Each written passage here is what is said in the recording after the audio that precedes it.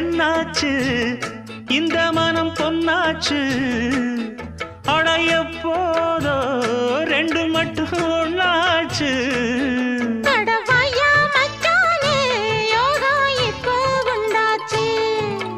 அடுக்கு மல்லி எடுத்து வந்து தொடுத்து வச்ச மாலை வணக்கம்